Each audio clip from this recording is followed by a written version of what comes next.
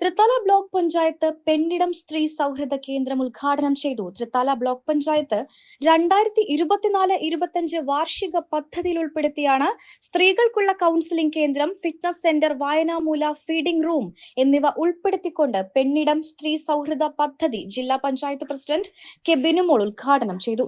Block panchayat president advocate V Rajeena അധ്യക്ഷയായി. 2024-25 വാർഷിക പദ്ധതിയിൽ ഉൾപ്പെടുത്തി 5 ലക്ഷം രൂപയോളം ചെലവിട്ടാണ് ഈ പദ്ധതി യാഥാർത്ഥ്യമാക്കിയത്. ബ്ലോക്ക് അംഗങ്ങളായ എ കൃഷ്ണകുമാർ മാഷ്, Shereena teacher, P V Priya, M T Geetha, Sneha P, M Sreelatha, Dhanya Surendran, V Sharada, Shaniba teacher, Anu Vinod, M T Radhika എന്നിവർ സംസാരിച്ചു. ബ്ലോക്ക് പഞ്ചായത്തിലെ ഉദ്യോഗസ്ഥർ, ബ്ലോക്കിലെത്തുന്ന പൊതുജനങ്ങൾ എന്നിവർക്കു വേണ്ടിയാണ് ജനപ്രതിനിധികൾ ഈ കേന്ദ്രം യാഥാർത്ഥ്യമാക്കുന്നത്. ജിഇഒ കെ രമ സ്വാഗതവും അനഘ പി നന്ദിയും രേഖപ്പെടുത്തി.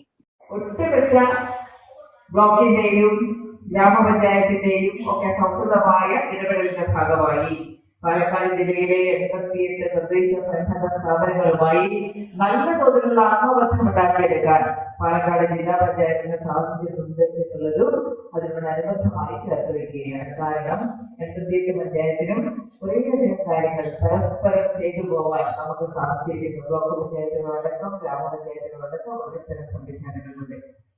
അതിന്റെ മികവായി പറയാവുന്ന കാര്യങ്ങളിൽ പെടുന്നു കേരള സംസ്ഥാനത്ത് നവകേരള മിഷന്റെ ഭാഗമായി സ്ത്രീപക്ഷ കേരളം ഉണ്ടാകണം എന്ന് പറയുന്ന ഒരു സർക്കാർ കേരളത്തിൽ ഉണ്ടാവുകയാണ്. വനിതാ കമ്മീഷനുടെ ബന്ധം നമ്മുടെ നാട്ടില് ദേശീയ വനിതാ കമ്മീഷനുണ്ട്. ദേശീയ വനിതാ കമ്മീഷൻ എവിടെ നിൽക്കുന്നു, എന്താണ് ചെയ്യുന്നത്, നാട്ടിൽ വലിയ വർത്തമാനം അവരെ കുറിച്ച് കേൾക്കാറില്ല. കേൾക്കാത്തത് എന്തുകൊണ്ട്? കമ്മീഷൻ ഇല്ലാത്തത് കൊണ്ടല്ല. ആ കമ്മീഷൻ എന്താണ് നിലപാടെടുക്കുന്നത്, സ്ത്രീക്ക് വേണ്ടിയുള്ള നിലപാടെടുക്കുന്നതിൽ ആ കമ്മീഷൻ ഉത്തരവാദിത്തമുണ്ട്. അത് നമ്മൾ കാണുന്നില്ല, കേൾക്കുന്നില്ല, അനുഭവിക്കുന്നില്ല. അപ്പൊ കമ്മീഷനെ കുറിച്ച് നമ്മൾ അറിയില്ല. കേരളത്തിലെ വനിതാ കമ്മീഷന്റെ സിറ്റിംഗുകൾ, ആ സിറ്റിംഗുകളിലൂടെ സ്ത്രീകൾക്ക് അനുകൂലമായി എടുക്കുന്ന നടപടിക്രമങ്ങൾ കൃത്യമായി പത്രത്തിൽ വരുന്നു, വാർത്ത വരുന്നു.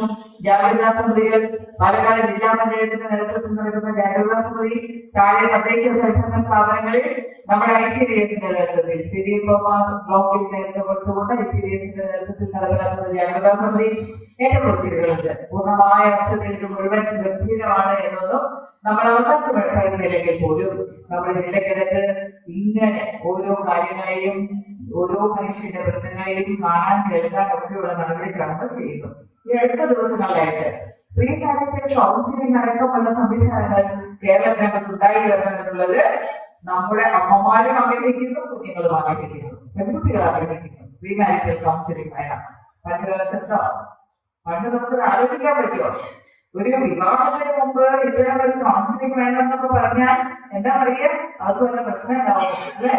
എന്തെങ്കിലും പ്രശ്നം ഉണ്ടാവും, കുട്ടികൾക്ക് എങ്ങനെ സംസാരിക്കാൻ കഴിയും എന്ന് പറയുന്ന കാലത്ത് നിന്ന് ഇന്ന് നമ്മുടെ സമൂഹം മാറി. സമൂഹത്തിന്റെ ആ മാറ്റത്തെ ഉൾക്കൊള്ളാൻ രക്ഷിതാക്കൾ കഴിയാൻ കഴിച്ചിട്ട് കുട്ടികൾ, അത് ആൺകുട്ടിയാവട്ടെ പെൺകുട്ടിയാവട്ടെ, 2 കുട്ടികൾക്കും കൗമാരപ്രായത്തിൽ യൗവനത്തിൽ ഒക്കെ ഉണ്ടാകുന്ന പ്രശ്നങ്ങളെ പരിഹരിച്ചു പോകണമെന്ന് തീരുമാനിക്കുന്ന തലത്തിലേക്ക് നമ്മുടെ സമൂഹം ഉയർന്നു വരണമെന്ന് പറയുമ്പോഴും വലിയ തോതിലുള്ള അപകടങ്ങൾ കാണുന്നുണ്ട്. നമ്മൾ അതില്ലാതെ നമുക്ക് വിശദീകരിക്കാൻ പറ്റില്ല.